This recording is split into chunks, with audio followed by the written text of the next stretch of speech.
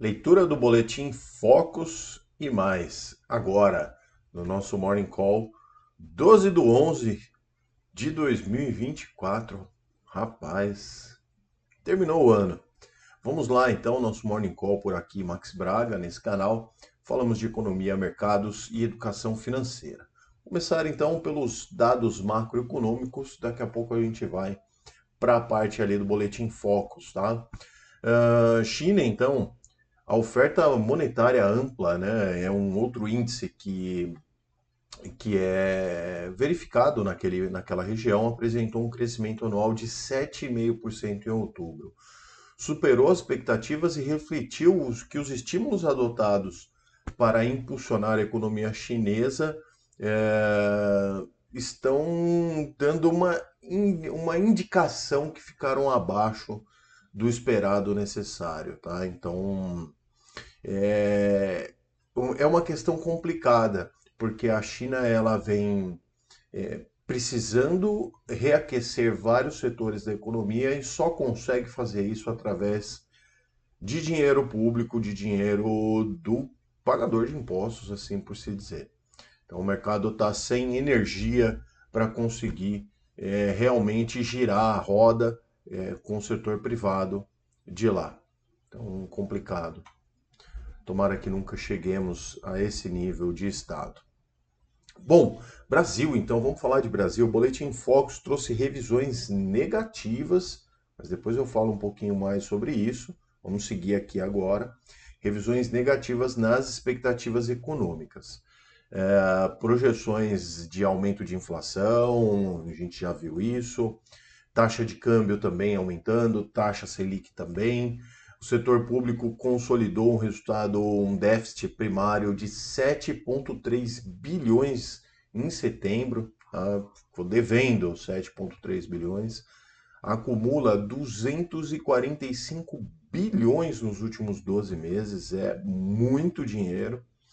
E a dívida bruta do governo ficou em 78,3% do PIB. O PIB é o produto interno do Brasil. Então é tudo que é produzido na economia brasileira, o governo deve 78% disso.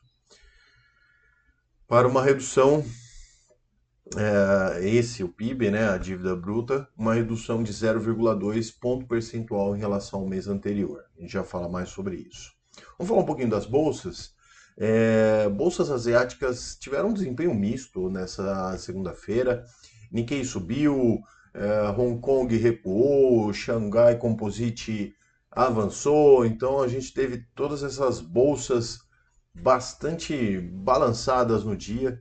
O destaque ficou para o recuo, né, de Hang Seng lá em Hong Kong de 1,45%. E o destaque de alta ficou com a China Central, Xangai Composite, subiu 0,51. Na Europa, os mercados fecharam em alta. O índice alemão subiu 1,1%, 1,21, perdão. França avançou 1,20. Espanha 0,89 e Reino Unido foi a exceção, caiu 0,65. O Eurostock, né, que representa toda a região, subiu 1,07%. Estados Unidos avançou 0,69%, S&P e Nasdaq registraram estabilidade. Por lá, entende-se já que começou já a diminuir aquela euforia dos mercados pela definição, né, da nova presidência do país e já começa a ficar ali dentro do patamar diário mesmo da Bolsa. Aqui no Brasil, o principal índice, o Ibovespa, registrou um dia estável, não teve força para subir, mas também não caiu, fechou aos 127.874 pontos. Destaques de alta de ontem, Cogna, 8,2% de alta, Yudix, 5,86%, duas empresas de educação, e as maiores quedas ficaram com CSN, caiu 3,91% e Vale 3,26%. Bom, renda fixa então, para encaminharmos aqui para o nosso final. Segunda-feira, então, não houve movimentações nas taxas de títulos lá nos Estados Unidos, devido ao feriado do Dia dos Veteranos, então sem mercado por lá. No Brasil, a curva de juros apresentou alta nos rendimentos. Pré-fixados subiram até 9 pontos base, bastante, nos vencimentos mais curtos e ficaram estáveis ali nos mais longos. E os títulos de IPCA tiveram uma queda de até 4 pontos bases, destaque para os mais curtos aqui nesse caso, beleza?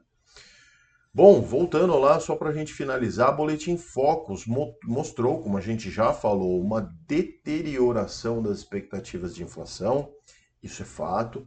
Chegaram a 4,10 para 2025, tá? Sem falar aqui de 2024.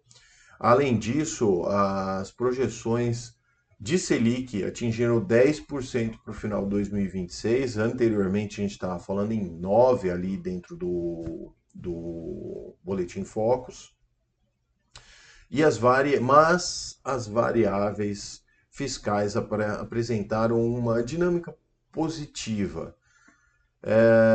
O déficit que ocorreu do governo nesse mês de 7,3 bi foi relativamente baixo, né, contando com os outros déficits mensais que tivemos. E então contribuiu para aquele 0,2 de queda ali da dívida bruta do PIB. No entanto, sinceramente, falta a definição quanto à contenção, o pacote de contenção de gastos que é necessário. Claro, eu leio mais do que muita gente em relação a isso, e assim, fontes internas ali, pessoal interno ali, né, diz que não tem jeito. Isso só será anunciado depois da reunião do G20. O pacote deve vir desidratado, mas seria o que é possível agora no momento. Lembrando que a política, seja de qualquer lado, sempre é a arte do possível. E que isso não tem jeito, está sendo muito discutido e que ainda está sendo convocado mais um ministério ali para fazer parte ali dessa redução de gastos, só que não foi informado qual ministério. A reunião do G20 é só na semana que vem, então vão empurrando com a barriga. Ninguém cravou data e ficou dessa maneira. Enquanto a gente tiver um governo perdulário que continua não fazendo a sua lição de casa, a gente vai ter dias mais difíceis no mercado financeiro. E só lembrando, né?